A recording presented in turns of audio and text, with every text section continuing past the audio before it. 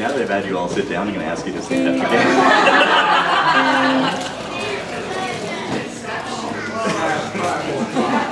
Sorry.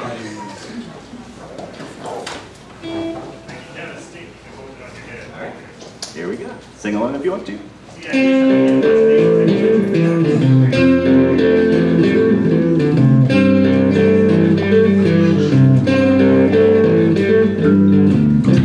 If you know somebody, better tell them while they're here, 'cause they just may run away from you.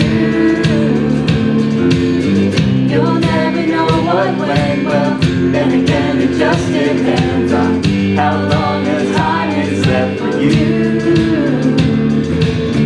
I've had the highest mountains, I've had the deepest rivers. You can have it all, but life keeps moving.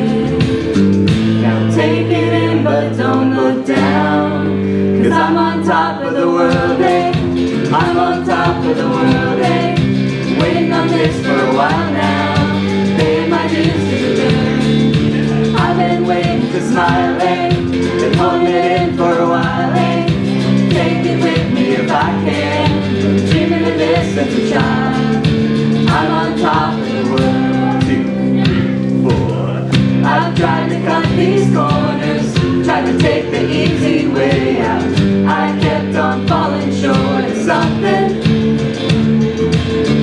I could've gave up then, but then again I couldn't have, 'cause I've traveled all this way for something.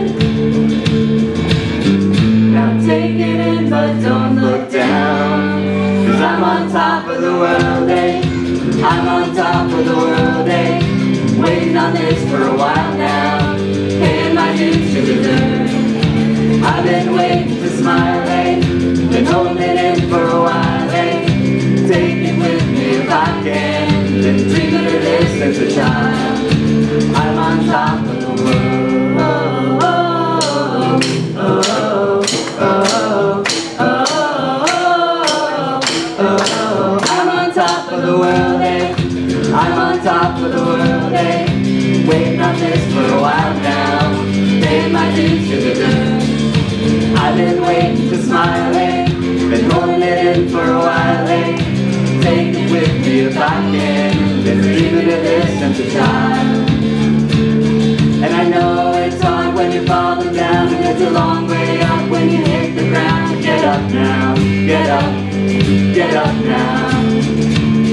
I know it's hard when you're falling down, and it's a long way up when you hit the ground. So get up now, get up now. I'm on top of the world, eh? I'm on top of the world, eh?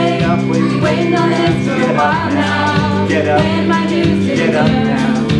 I've been waiting to smile, eh? When you're holding down, and it's a long way up when you take the ground. So get up now, dreaming of this since a child. I'm on top of the world. So we got one more, so you can say that. So this song is actually a special request by Zach Wood. Zach loved this song so much the last time he was here that we had to play it again just for him. Zach, I'm very sorry.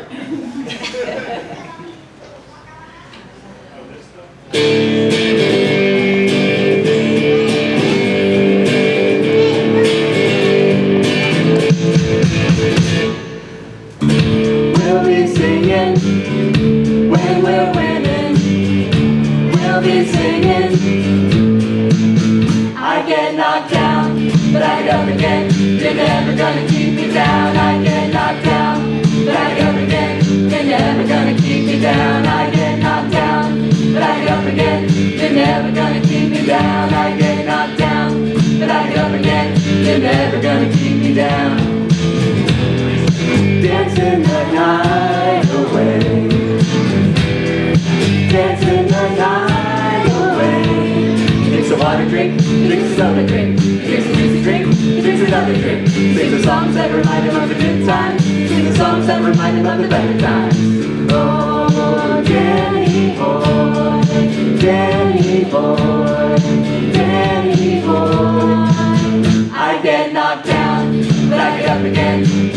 never gonna keep me down. I get knocked down, but I get up again. You're never gonna keep me down. I get knocked down, but I get up again. You're never gonna keep me down. I get knocked down, but I get up again. You're never gonna keep me down. Dancing the night away, dancing the night away. He drinks a water drink, he drinks a soda drink, he drinks a juicy drink, he drinks another drink. Sings the songs that remind him of the good times, sings the songs that remind him of the better times. Don't cry for me, next door neighbor. I get knocked down, but I get up again. You're never gonna keep me down. I get knocked down, but I get up again. You're never gonna keep me down. I get knocked down, but I get up again. You're never gonna keep me down. I get knocked down, but I get up again. You're never gonna keep me down. I get knocked down, but I get up again. You're never gonna keep me down. I get knocked down, but I get up again. You're never gonna keep me down. I get knocked down, but I get up again. You're never gonna keep me down. I get knocked down, but I get up again. You're never gonna keep me down. I get knocked down. Great job, guys. You can sit down now.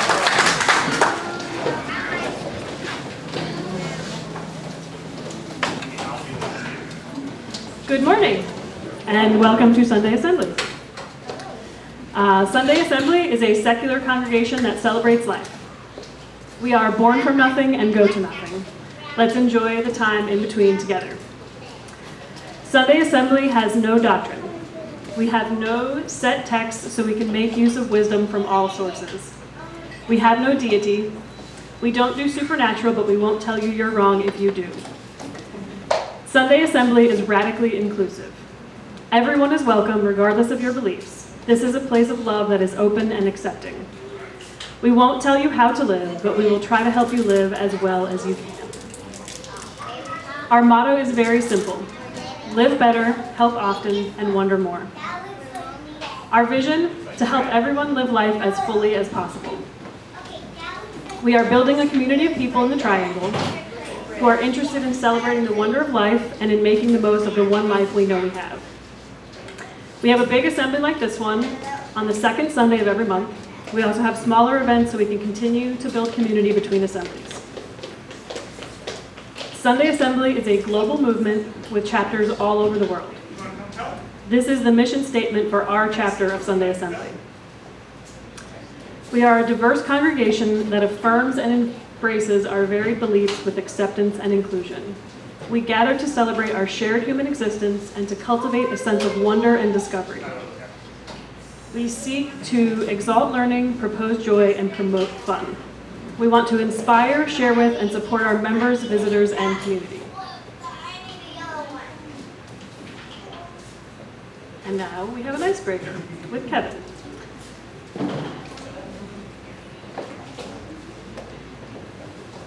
Hey everybody. So we're going to start off this short icebreaker. Zach may have us publicly embarrass ourselves later, but we're going to start off easy.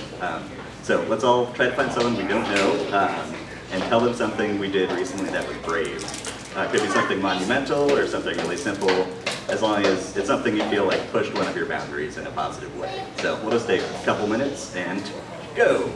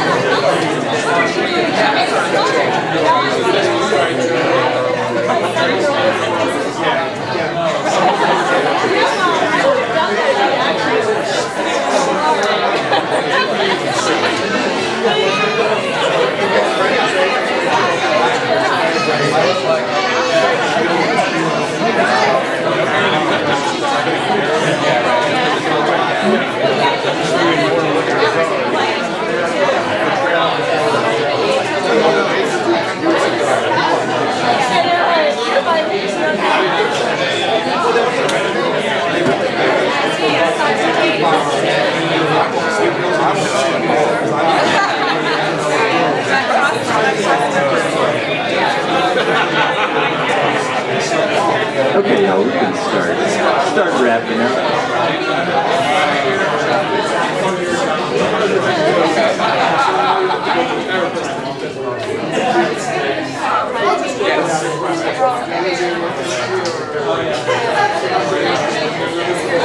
Oh yeah? Yeah.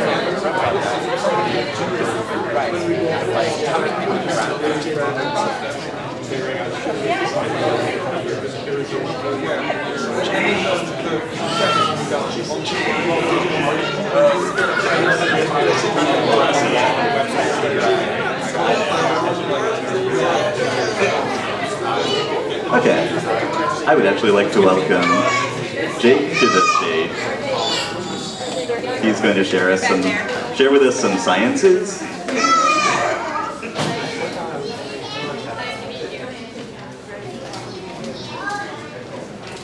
Hey everybody, so my name's Jake. That's close enough? Cool. So I'm Jake. I'm a graduate student at North Carolina State University, and I'm working on a PhD in plant biology, so plants are kind of my jam. So last time I talked, it was something non-plant, and this time I was like, I gotta give the plants a chance. So one of the things I really think is cool about plants is a lot of people think plants aren't nearly as smart as people because they don't do a lot of the same things that we do. But the truth is they are very intelligent in their own way. And one of the things that they do that people don't really realize, and things that we're only just starting to discover, is they actually do communicate with each other. We can talk to each other, we have body language and whatever. But plants in some instances have a lot of the similar things. So I just kind of wanted to give you guys an overview on that because I think it's awesome. And then this is always one of kind of like to start with this. So if a tree falls in the wood and nobody hears it, does it make an actual sound? So it's a great philosophical question, yada yada.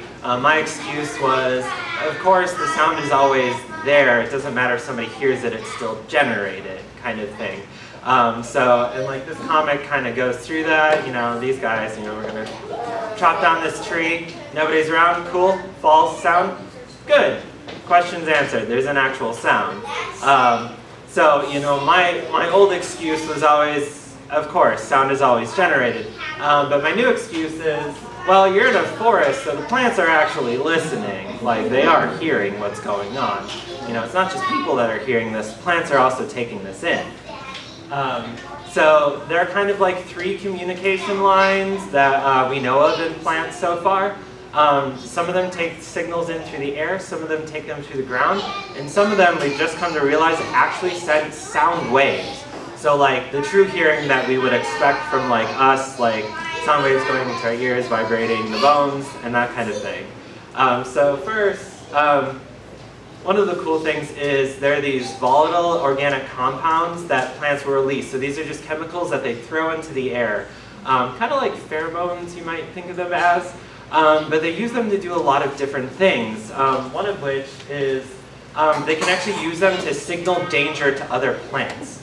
So if something comes along and starts chewing on them, they'll actually start throwing out signals that the other plants around them that can pick up that's basically saying, hey, I'm being eaten, get ready, the monster is coming for you.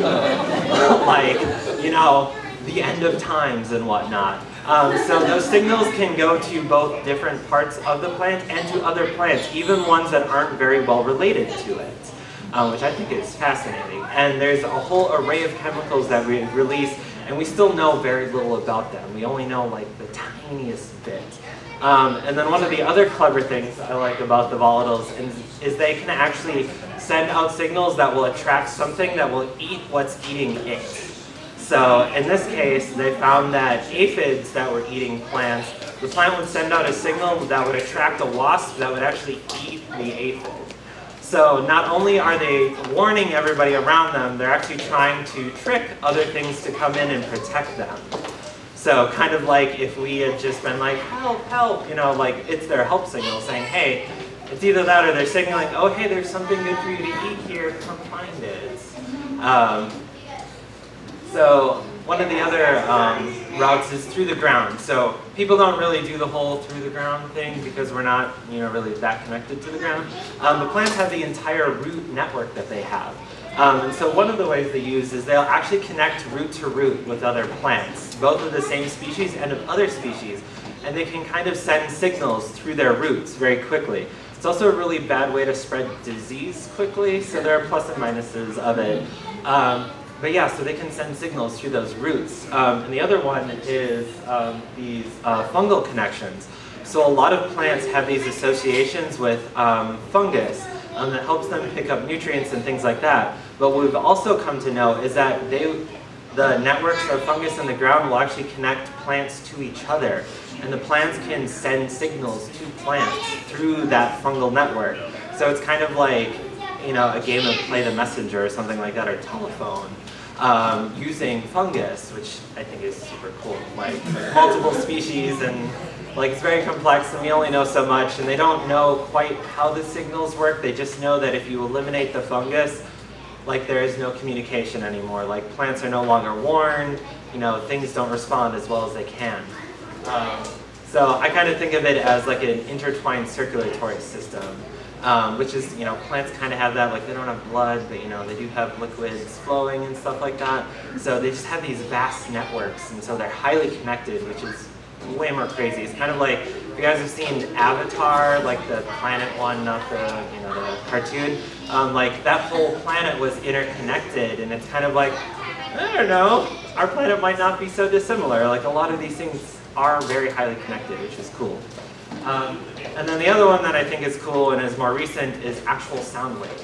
So what they found is that if they sacrificed some plants and fed them to caterpillars and then recorded the sound, and then played that sound to plants that were unaffected by the caterpillars, and then put the caterpillars on them, they were more ready for the caterpillars. It's like they already knew it, just by hearing the sound of like plants being eaten.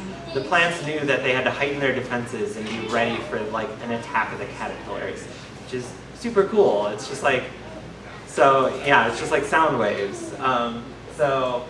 However, will playing music to your plants necessarily change these things? We don't really know that well. So people have like speculated a lot on this, like playing hard rock to your music, or playing hard rock to your plants, does it do anything, classical music? They don't really know, but they have shown that sound waves in some instances can definitely affect the way plants grow, either directionally or how they respond to things. So all of this research is really new, but kind of my lesson here is that there's always kind of something listening. There's always communication going on all around you. Even when you think it's completely silent, there are signals going on that you can't even sense. It's in a different language that we don't know. So that's part of why I love science is, in a way, we're just trying to find and decode these languages that we're not sure of right now. And evidently sound between plants is one of them. So yeah, wonder more.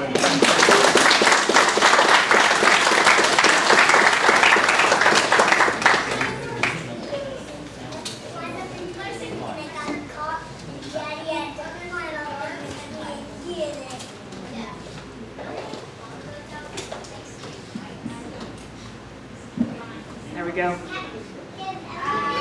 So I'm going to read you the poem In My Father's House by George Barlow.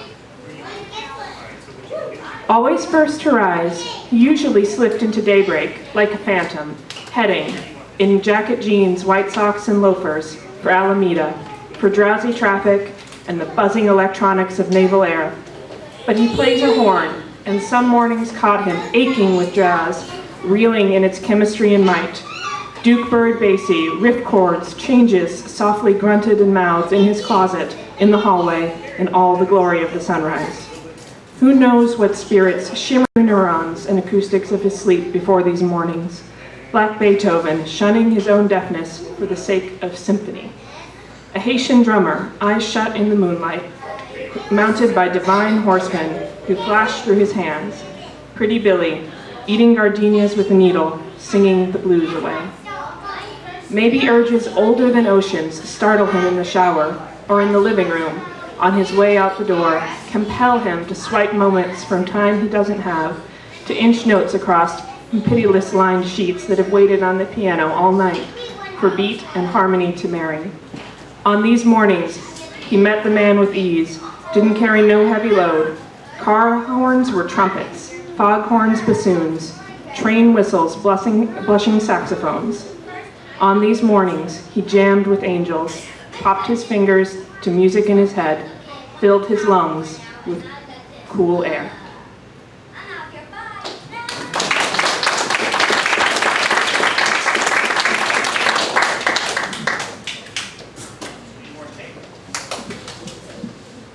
All right.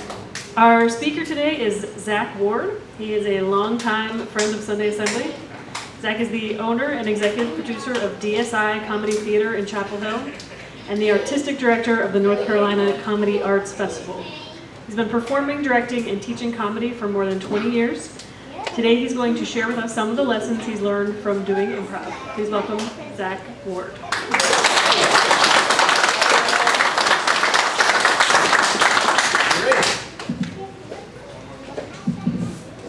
Hello, Sunday Assembly! I know that Kevin said I may force you to publicly embarrass yourselves, and that's going to be a little true. So the first thing we're going to do is that we're going to talk. How many people were at the first time that I spoke? Were here the first time I spoke? A handful. Wonderful. So we're gonna do a couple things that I had done before, and then some new things. So what we do in improvisation is that we live in a world where we say yes unless we have to say no. We say yes unless there is something that is forcing us to say no. So what we're going to do right now is we're just going to practice working on that muscle. We have a muscle inside of us that it is possible to get excited. It is possible to be enthusiastic. But that muscle has been beaten down by every job we've had, every argument we've had, and Donald Trump. And so the muscle of positivity has been crushed, and we have to work it out. And so we're going to try and do that right now. So what's going to happen is that as an assembly, we're going to solve a couple of problems. And this is the way it's going to work. I'm going to ask for a problem, an everyday problem that we face, and then we're going to figure out what product might actually solve that problem for us. So for me, a problem might be all my cups are dirty, all my glasses are dirty, and I want a glass of water. That's it. All my glasses are dirty. I don't want to wash my dishes. That's a little bit about me. But so I might want a product to solve that problem. So what's an everyday problem like dirty dishes that you might face? Anything at all? Lost car keys. Lost the car keys. Thank you very much. Now what's going to happen is that I'm going to ask you a question. Anybody can yell anything out. No matter what you yell out, no matter how silly, how crazy, right? How incorrect it might seem on the surface, we are all going to say, yes, that's amazing! No matter what, right? I'm going to ask you to channel your best OxyClean commercial. This gentleman, Russell, can't find his car keys, so we need a product that solves the problem of not finding our car keys. What's that product? Dogs. Dogs. Yes! That's amazing! Now, dogs exist, so we can't just call the product dogs, right? It has to have a brand name. What's the brand name of this key-finding dog? The key sniffer. The key sniffer. Yes! That's amazing! Now, we don't want Mark to dominate this process. So we have dogs. They're called key sniffers. When I was growing up, products had a byline. So Nike would be just do it. I grew up Rice-A-Roni, famously known as the San Francisco treat. So this is key sniffers. It has a slogan. What's that slogan? Just sniff it. Just sniff it. Yes! That's amazing! This dog is shipped to our house in what way? How is it shipped to our house? Not in a crate, but what way? Drone. Yes! That's amazing! What breed of dog is it? Schnauzer. Schnauzer. Yes! That's amazing! Now we're going to market this to the public. We're going to do it in an unusual way. Not in a newspaper, not over radio. How are we going to reach the people? Free samples. Free samples! Yes! That's amazing! Which come in like miniature schnauzers, right? Because samples, we can't give them the full-size schnauzer. And this is going to be, the free sample is going to be handed out by a B-list celebrity. Not an A-list, but a B-list celebrity. Who's that? Chachi. Chachi. Yes! That's amazing! And how much does it cost? $19.99. Yes! That's amazing! And whoever said free, thank you for trying. Great. Give yourselves a round of applause.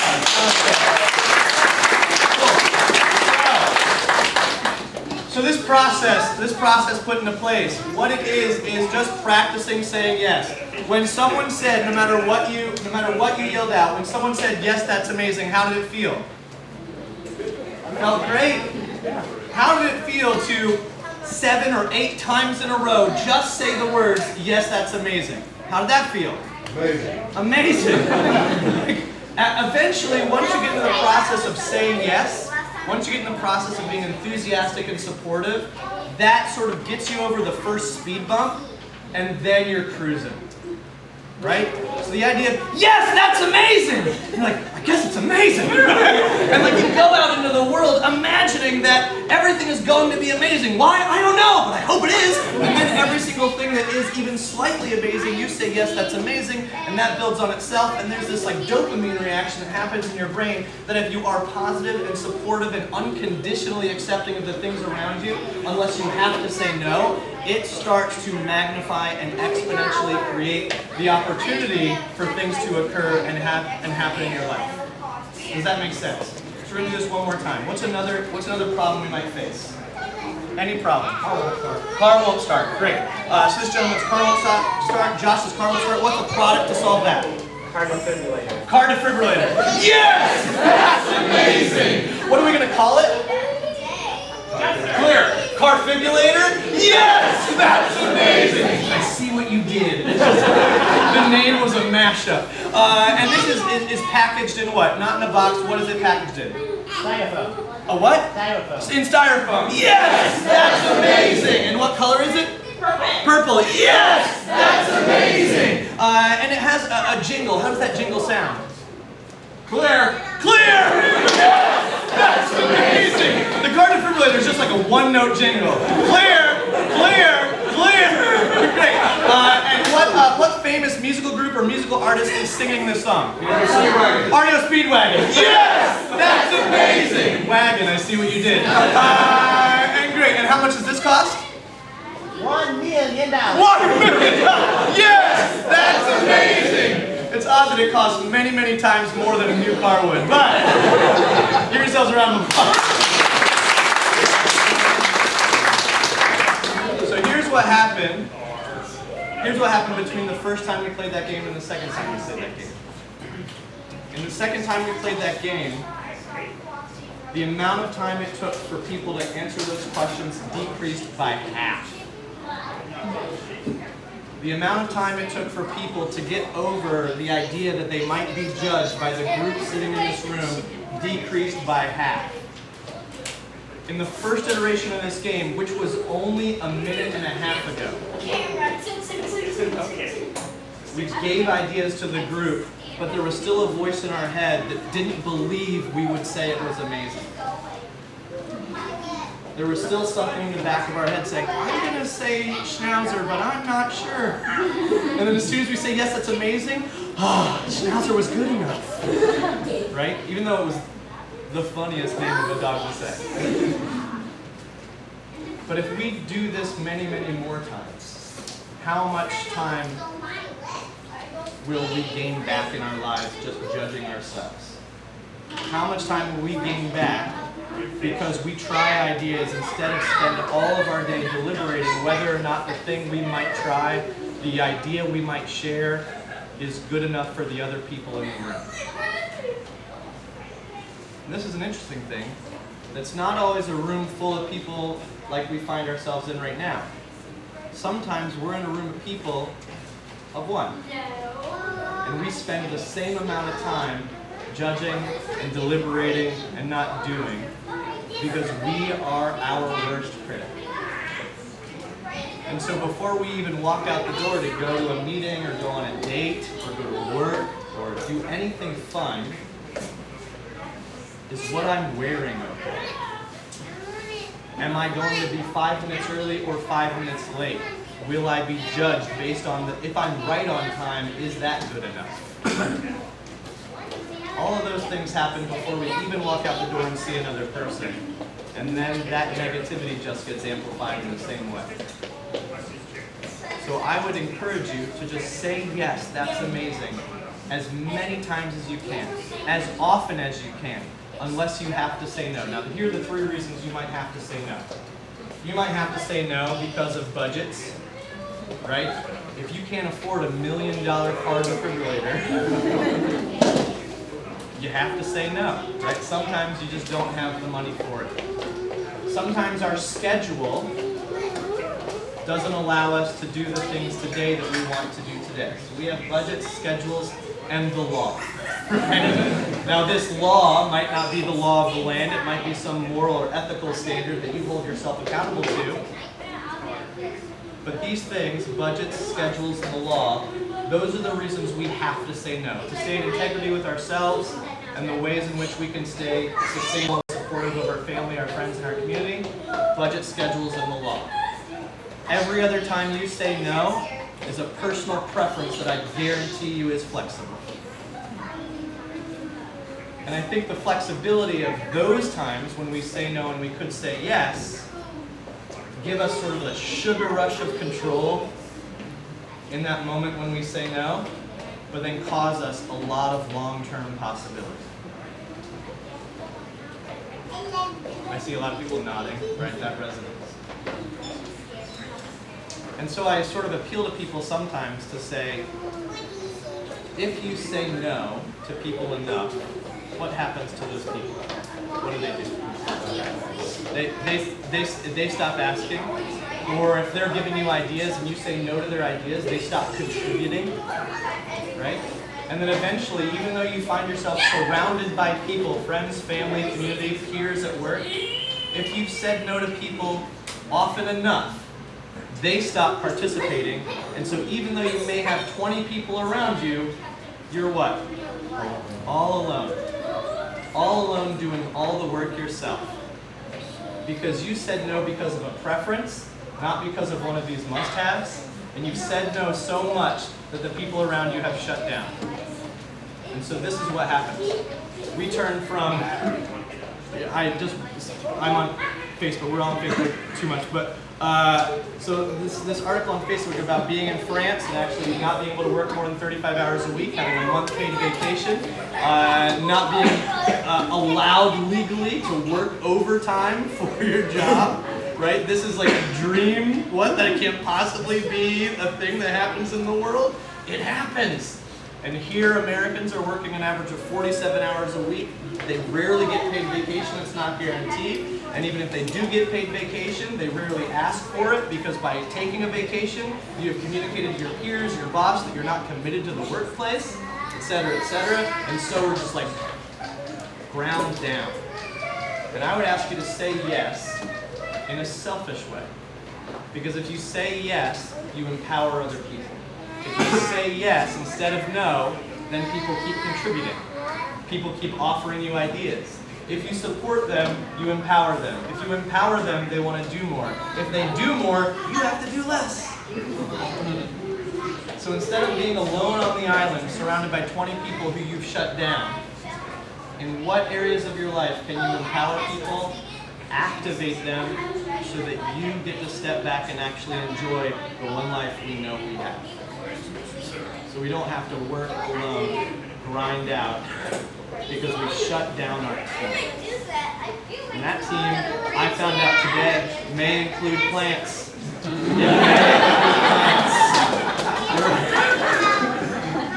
So, this is like a very core fundamental principle of improvisation, this idea of yes. Saying yes as many times as you can unless you have to say no. But we know this, the world outside of this room is going to say no to us. Is going to continue to say no. People will say no. So the thing that I've practiced more in the last year since I've been here at Sunday Assembly is the idea of resiliency in the face of no. How can you keep, yes, that's amazing, even when other people are shutting you down, right? So we want to stay in this place. So I'll actually ask Jake to come back up if that's okay. Give Jake a round of applause. I want to say that I loved that talk. Unfortunately, it is the only argument that has maybe convinced me to go vegetarian. But now that I know that these plants are sentient beings, I don't know what to do. But it's great. So you gotta eat something. I get it. All right, great. So Jake, what's going to happen is that I'm going to ask Jake a series of questions, and I'm going to just tell Jake no. He's going to give me an option, and I'm just going to tell him no. And he's going to have to replace whatever the answer he gave me with a brand new answer. I can say no as many times as I like, and I know based on the enthusiasm of what he had to share earlier, I want you to just give me as many answers as you can. Is that cool? So what's going to happen is that Jake has a box in front of him. It's an invisible box. It's a pretend box. Let's imagine it's the TARDIS. It's much bigger on the inside. We open up this box and anything can be in it, and I'll ask a series of questions after. So Jake, I want you to open your pretend box, and I want you to tell me what you see. Marbles? No. How about a TARDIS? No. That's a very funny Inception joke. And TARDIS is TARDIS. Great. No. Blue shorts? No. Red crayons? Yes, red crayons. What are those red crayons used for? Small children. No. Filling out checks. No. Writing on walls. Yes, what walls? Of what famous building? No. Empire State? No. Sears Tower? No. How about the Pantheon? No. White House? No? It would be the Red House. The Washington Monument? Yes, the Washington Monument. What famous person watched you do this? Diana Ross. Sure.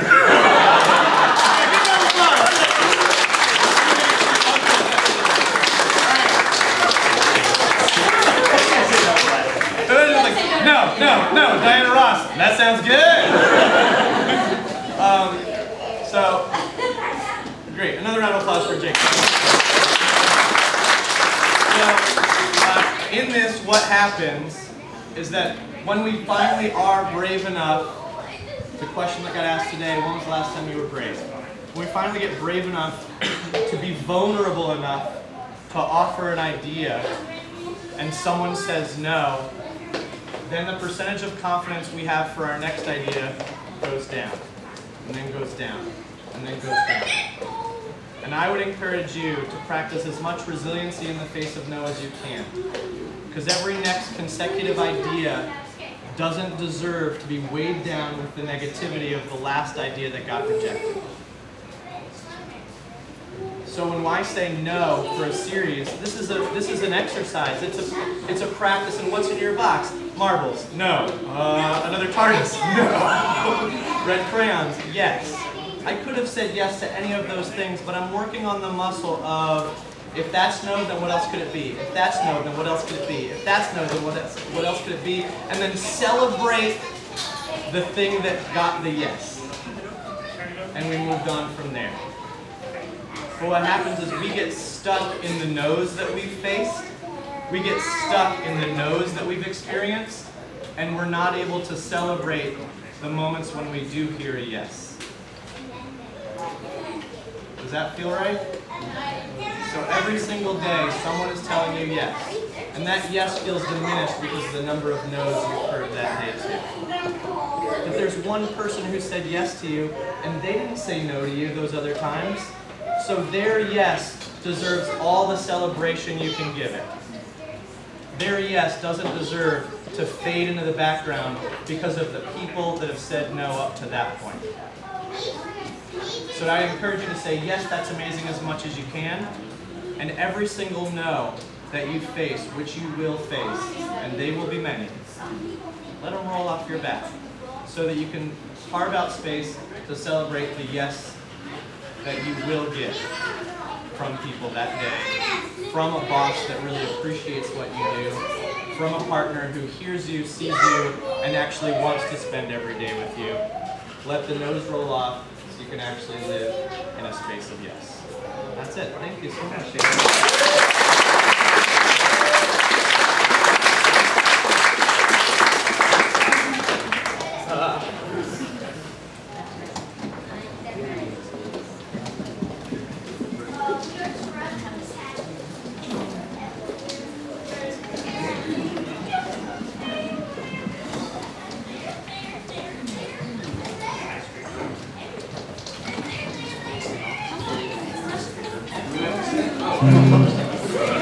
You don't have to stand, but we'd like you. Strongly encouraged. Don't tell them that.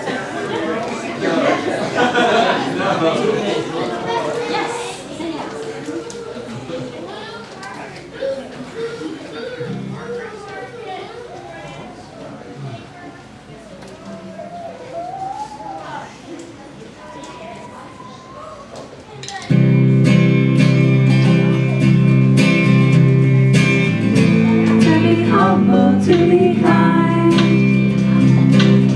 it is a giving of the peace in your mind.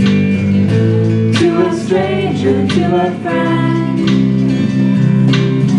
to give in such a way that has no end. We are love, we are one, we are how we treat each other when the day is done. We are peace, we are war, we are how we treat each other and nothing more. To be bold, to be brave, it is a thinking that the heart can still be saved, and the darkness can come when the danger's in the anger and the hanging on to it. We are love, we are one, we are how we treat each other when the day is done. We are peace, we are war, we are how we treat each other and nothing more. Tell me what it is that you see, a world that's of endless possibilities, and heroes don't look like they used to, they look like you do.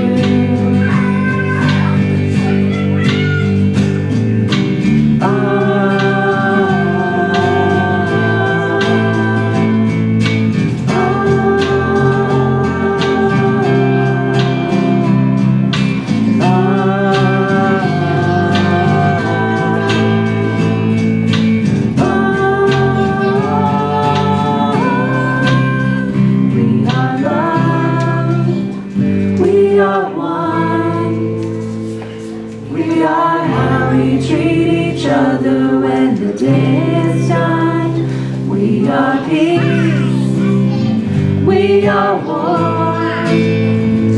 We are how we treat each other, nothing more. We are how we treat each other, nothing more. We are how we treat each other.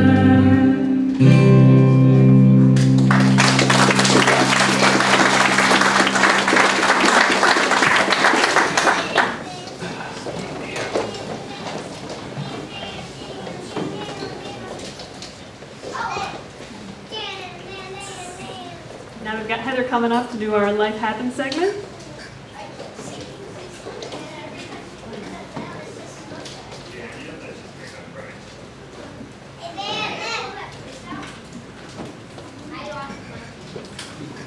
All right.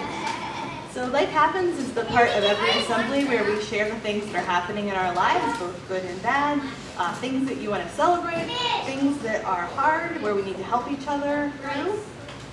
Last month we had a huge number of life happenings. I feel like, well, I was a very busy time, but in August, I think a lot of folks are on vacation. I know several people faces you would recognize who are at the beach this weekend, which is a fantastic life happening. But we didn't really get any life happenings. So if anyone has life happening they want to come up and share, this would be an excellent time if you want to shout one out. The only one that I have to share with you all is some of you might remember Brian and Michelle. They started this Sunday assembly. They did a lot of the work, laying the groundwork for what we are today. And then they moved right as things were starting to take off. They moved to Salt Lake City. Thank you. There we go. They're coming in. They're coming in hot right now. There's no cards on the table. So Brian and Michelle just bought a house. So they are settled into Salt Lake City. We cannot get them to come back. They come back to visit, they promise, someday. But the other big news is that they are starting Sunday Assembly Salt Lake City, and their launch is next month. So they're just gonna, I guess, travel around the country and start Sunday Assembly everywhere they go. So that's big news. There'll be a real good sort of sister assembly for us, I think. We're hoping to get to do some things together. In other news, on August 10th, Charlotte Northman turned 6.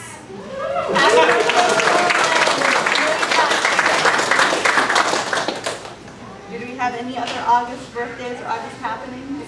Nicole. Woo! Yay! Happy birthday, Nicole. Awesome. All right. Well, you know, some months. 24. Wow. That's awesome. That's all good stuff. You know, sometimes no news is kind of good news. Sometimes August is just hot and you don't want to have anything going on. It's back to school time. Okay, well, thanks everybody. We'll see what we're all up to in September.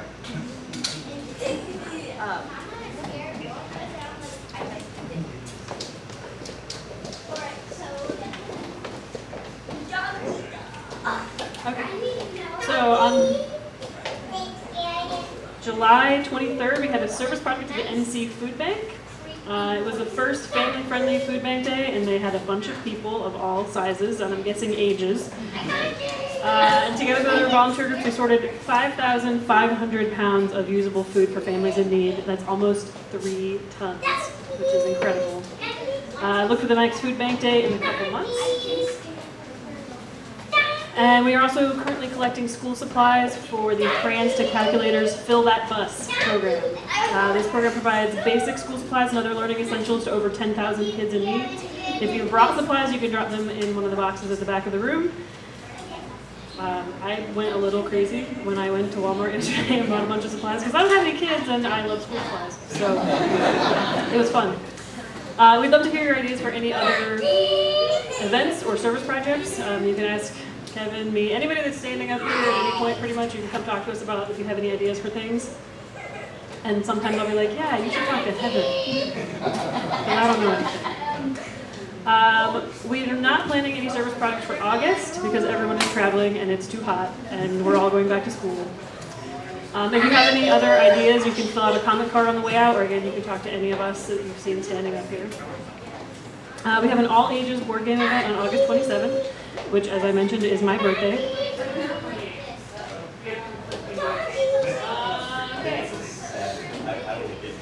It is a Saturday, and that is the 27th. Okay. My birthday. And that is at the Chapel Hill Library. The first game event went really well. They said they have a good mix of games and activities for everyone, so please bring your young ones and any games you would like to play.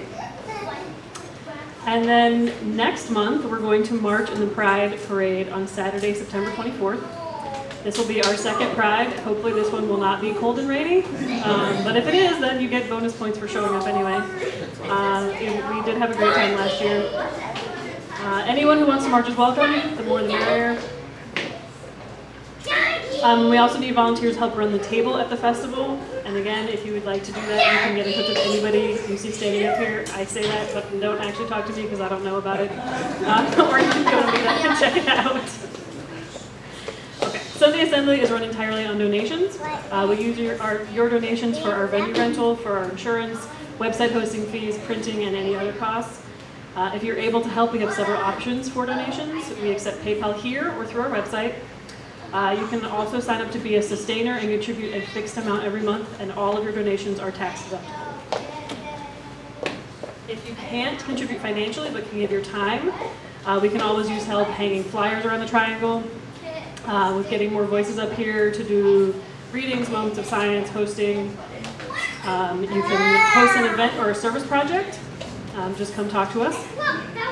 And we also have feedback forms that are available on the snack table, and we would love to hear your ideas on how we can make our Sunday Assembly even better. And then our next assembly is right here, September 11th. This assembly will be about how conversations about mortality and loss can enrich our lives. Our speaker is a licensed social worker with Duke Hospice and Bereavement Services, and it should be a really special assembly. And we've got some final words before our last song and snack time. If you hit a wrong note, it's the next note you play that determines if it's good or bad. Miles Davis. And now if you guys all want to stand up, we got one more song for you.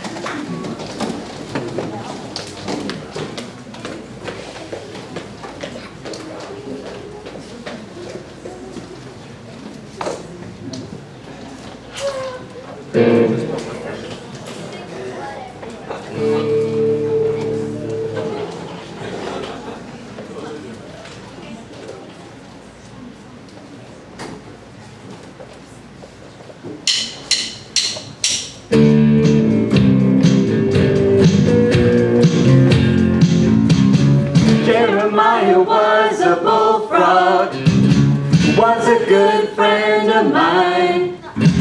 I never understood a single word he said, but I helped him drink his wine. And he always had some mighty fine wine. Joy to the world, all the boys and girls. Joy to the fishes in the deep blue sea.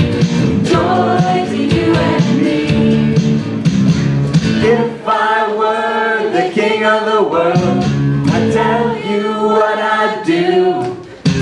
I'd throw away the cars and the bars and the war and spend some time with you.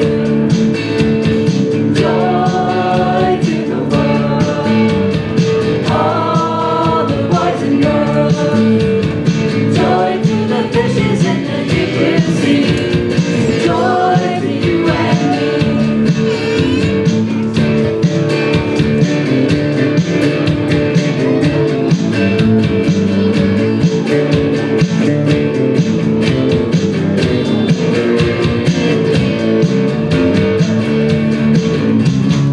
No, I love the ladies, love to have my fun. A high-end flyer and a rainbow rider, a straight shooting son of a gun. Said a straight shooting son of a gun.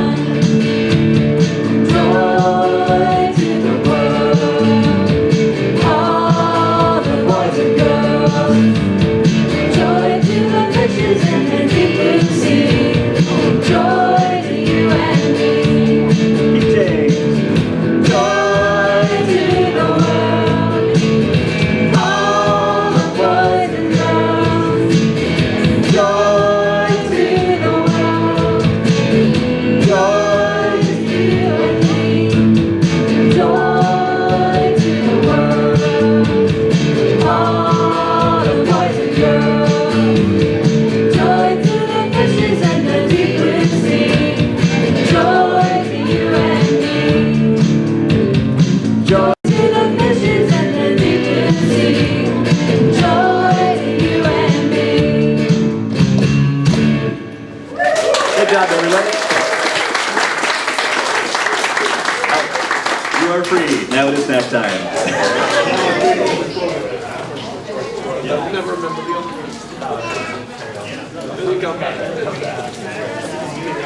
Right.